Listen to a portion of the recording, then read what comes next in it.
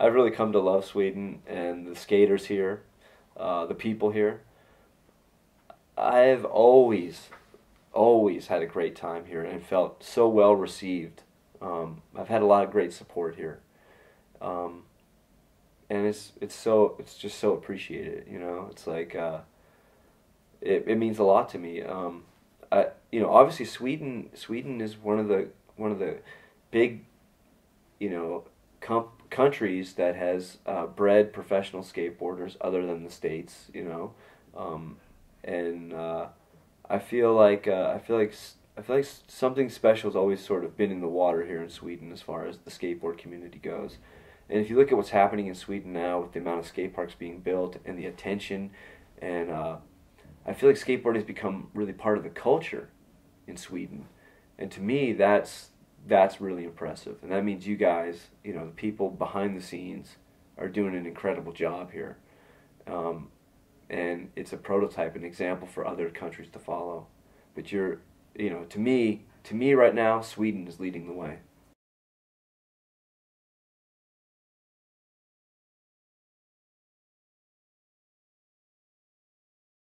Well, I still make music. I don't know that I ever had a career in it. But you had I have bands. Mike V and the Rats. Yeah, but that's still or. I have a band right now called Saints of Low. I did Mike V and the Rats. I did another band called Revolution Mother. Saints of Low is just starting, but it's the most personal, most heartfelt music I feel like I've made yet. Revolution Mother had some pretty decent success as far as a touring band is concerned. We had a song in the movie The Hangover. Put out a few pretty good records, I think. But I've never really looked at any of my music as my career. Although I did spend a couple years, like 2007 through 2009, being very active in music. But I had broken my leg very badly in 2005. And it took many years to recover from that injury. I was still skating a lot, but not at a level that I was very comfortable with. When I made my battle commander at the barracks, that was the first time that I felt like I was back to skating at a level that I could live with. And that was almost 4 years after breaking my leg. So, bad injuries set me back for a while, and during that time, I got very active with my music. But it was never a career decision. It was an act of necessity, an act of expression, an act of the need to get out there and say something, be about something. Music has always been an important part of my life and an important outlet for me, whether it's listening to music or making music. But again, it's important for me to emphasize this.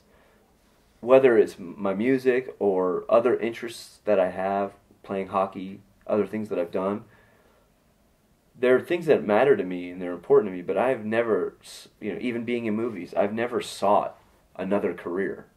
I've never looked to find the next thing after skateboarding. Skateboarding is the only thing. It's my entire life. It's it's who I am and what I'll do until they're shoveling dirt on top of me. I think people have misunderstood that. I'm not saying that you are, or that question means that, but I think in general, I find myself talking about this a lot with people. They seem to think that, well, now you make movies, or now you have a band, or now you play hockey, or now you... Well, no. That's called living my life. And I don't have to apologize for any of it, because I love all of it, but I am a skateboarder, and don't fucking forget it,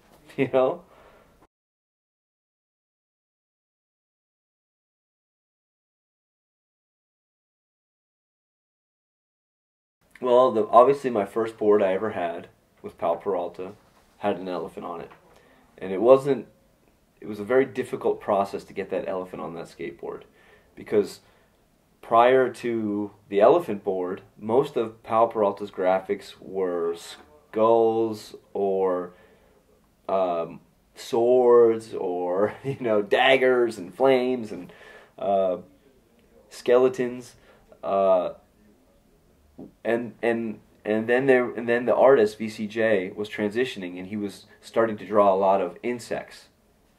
and there was this movement within the brand where there was they had the fly, then they started doing things, they had ants, and then they wanted to do this cockroach skateboard, and they approached me for my first pro model to be this cockroach, and I was like, no, I don't want a cockroach, I wanted an elephant. And it started with I was watching a National Geographic television program about elephants, and this is 1987.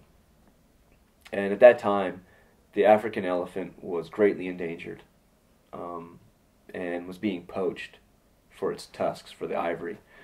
And I saw this program about this very topic, and I had a pretty strong interest in, because I hated people, I had a very strong interest in animal rights, I just felt like people are so cruel and terrible and destructive, and a lot of times animals are the ones that are on the receiving end of that. And I saw this program about elephants, and it really kind of was heartbreaking that these beautiful, majestic creatures could be endangered. First of all, they're like, they should be cherished, treasured, and I just thought this was just so terrible. And so when I was told I could get a pro model skateboard, I said, well, I want to put an African elephant on the bottom, because I want to remind people just how amazing these creatures are, And these guys, these Stacy Peralta, they looked at me like I was fucking nuts, like, elephant. And then George Powell said, well, we don't do that, we don't do elephants, we don't do animals, And they said, you're getting the cockroach. I said, I'm not fucking putting a cockroach on my skateboard. I don't relate to it. I don't understand it. Like, it's my skateboard. It's my name. Like, so I fought and I fought and I fought. So the artist VCJ said, I'm not doing an elephant. So they actually were going, so they said, well, Mike is the new skater, the new pro. Maybe we'll find a new artist to create his graphic. So they went and found this graffiti artist in Vancouver who created this graphic for me that was graffiti style of an elephant. He had these machine gun tusks, and he's blasting these rats. And I remember them, I was with Tommy Guerrero, Jim Thiebaud, and Stacy Peralta, and Mike McGill, and they unrolled this graphic to show me, right? Like, here's what we're thinking for your graphic. And it looked cool. It was very street, very urban, very, very, very much the art of the moment. But I was like, it's cool, but I don't get it. Like, why does he have machine guns? And my name was in a cool graffiti thing, and I mean, it could have been a cool graphic. However, I wanted a classic VCJ Powell Peralta graphic. I knew then that those graphics were classics, that they would never go away. And that's what I wanted for myself. I didn't want to be the new guy. I didn't want to have disposable, throwaway, something no one would remember. I wanted to have something that was, strong, had presence. And I said, oh, that's cool, but I want a VCJ graphic, and I want it to be an elephant. So VCJ decided, okay, I'm going to do some research here. And he started researching elephants, and he got really into the topic. And he immersed himself in elephants. And out of that came my first graphic. Then, through the years, obviously the elephant has been used and overused and hoard out and butchered, and every company I've ever skated for has wanted, let's do an elephant, and I would say yes, just out of like, okay, whatever, but I got fucking sick of it, man, so however, I understood that it became something that was associated with me, and I also realized beyond, not the industry side of it, not the business side of it, not the graphic side of it, but my fan base, my audience, skaters, associated the elephant with me. And as we move that forward to this very moment, the elephant has become something very symbolic to me. I think in a lot of ways it symbolizes who I am and what my career path has been. One of great love, but also great strength. And you know, without love, strength is nothing but oppression. It's just mean. But without strength, love is very passive and meaningless. You have to have both. And I think the elephant symbolizes that. And I feel like that's what my skateboarding has always been, both love and strength. And that's what my career's been about. And so, in starting my own brand, using the elephant, using the name elephant, I feel really kind of made sense, and that's just, I never saw it coming. I would never have thought someday I'm gonna do a brand called Elephant, but it was the most natural, most organic thing I could ever have done. I should have done it a long time ago.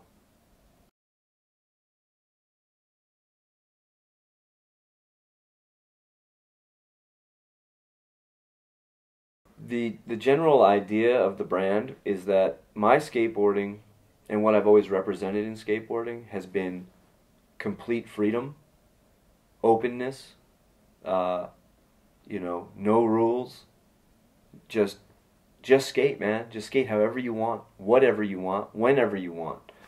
That's what my skating's always represented, what it's always been about.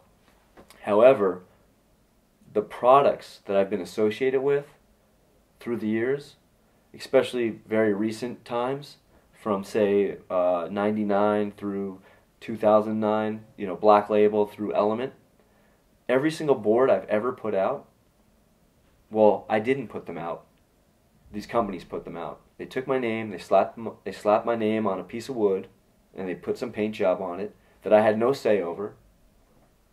Sometimes I wouldn't even see my pro model board until I was in a skate shop. And someone would go, "Oh yeah, your boards are on the wall." And I'd look up, I go, "That's my board? How is that my board? It's just a fucking turd with a paint job." You know what I mean? It's just some generic, soulless popsicle stick that somebody came up with a graphic, and the graphics were good. I'm not, I don't fault the artists. They're just doing their job or whatever, But I was not involved. I had no say. It was just like they were just churning the shit out. It had no meaning. It was just like supply and demand. It's just like, well, your name sells. Slap it, slap it, slap it, slap it. Get it out the door. To me, a skateboard's got to have a little bit more soul than that, So I feel like there's been this great disconnect. There's my skating, and there's my products, and they don't complement each other. They did a long time ago. When I was with Powell Peralta, World Industries, through to New Deal, TV, the boards I was putting out, they were coming from me. That was like my record, man. That was like my album. That was my, as a product, a physical form of expression. That wasn't the case the last 10 years or 15 years. It was just product that had no feeling, no soul. So that disconnect has really bothered me and made me uncomfortable. And I had this idea conceptually. What Elephant is, I've had that idea since probably the late 90s. And I've wanted to implement those ideas and this vision that I have for a brand. But no one that I ever worked with or collaborated with would actually allow me to do it. They thought, there's no market for that. There's no interest in that. And you're crazy for thinking that way. Mike, go skate. We'll worry about the business. And you know what? They paid me enough money to make me just go skate. But that I was a mercenary. My vision, I should have valued it more.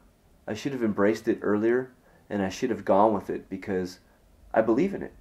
That's who I am. So why am I representing one thing on my skateboard, and then the products that are being put out are representing another, something I don't agree with necessarily?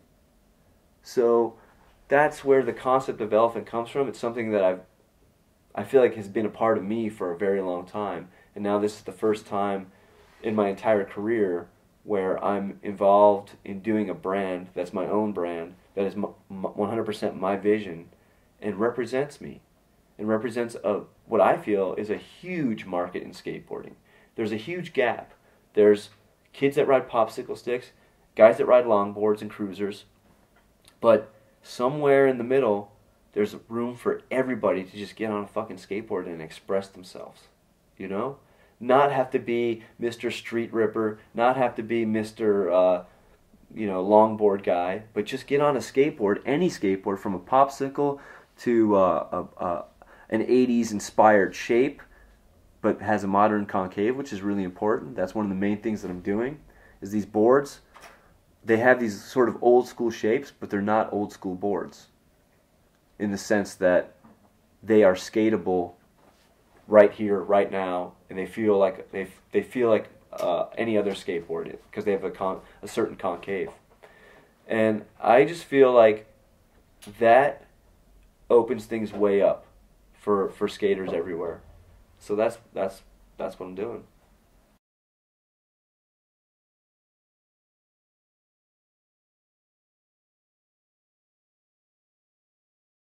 Everyone wants to know when they can get the boards, which is great. I mean, there's a lot of interest in what I'm doing. It's really exciting for me. I feel so good about it already. You know, like just the way people have reacted to the few videos I've done and the boards that they've seen.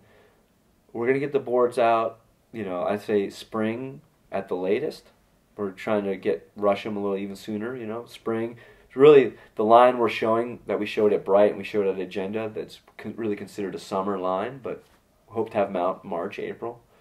The plan beyond that is, I'm just so, it's like a rebirth for me. I feel so turned on right now to what I'm doing that, I'm just excited about getting out and representing it. For all these past years, I've loved every second of my skating and being out there doing it, but like I said, there was this disconnect. So right now I feel like all the planets have aligned so that everything I'm doing has a greater meaning and a greater purpose. And of course, it's representing my brand and promotion for and marketing for. I understand that that's what's happening, but I'm not necessarily thinking in those terms. It's just like, because although it's a brand, Elephant is also me. It's me. And the best way that I can represent that brand is just to represent me. Is to go out and travel the world and skate. Like, that's what I do best anyway, Except for now, I'm not doing it as a mercenary for Element, or fucking whoever, man, whoever is gonna pay the highest amount, It's like it's not just for the dollar. It's for the love and it's for the fun. It's everything I've always been about, and it's just it just feels so good to have that come together, Like when we started talking about this collision of art and commerce that I have struggled for so long to reconcile. Well, I feel like it's reconciled, and the only way it can be reconciled is for me to do it myself and trust in myself and my own vision of what I think skateboarding is. I can't be some hired gun for someone else's vision. That was of all the mistakes I've made, that's the greatest, is that I did that for far too long. And I say it's a mistake and a regret in some sense. It's hard to regret. I've had an incredible journey, an incredible life. I've made an unbelievable amount of money, been able to support my family and have amazing times and memories and experiences.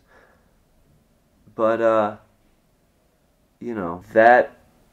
that season is over. It's done, and that book is closed, and a new book is now open, and a new story is being written, and it's sad. There's something sad and something happy at the same time in when that happens. when one chapter ends, another chapter begins. You know, it's just like it's life. You know, you fall down, you get up. You know, it doesn't end until you die. You know, life goes on. So here we are. Yeah, let's wrap it up. So hope you have a great success with your new brand and keep on skating for a very long time. Well, thanks. I feel really good about what I'm doing, and I feel like real relationships, because it's not just some false thing that's getting pushed, you know. And as far as my skating goes, like I said earlier, I will be riding a skateboard until I physically can't anymore, which will probably be death, you know. So, man, what a great life to do what you love until you die.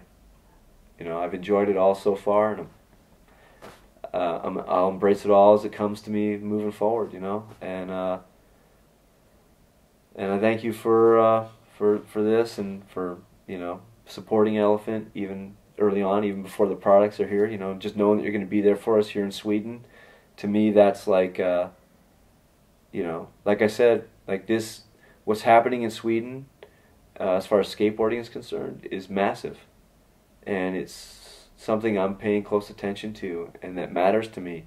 And to know that, you know, well, we got a great distributor here in Sweden, that's exciting for me, and I thank you for that.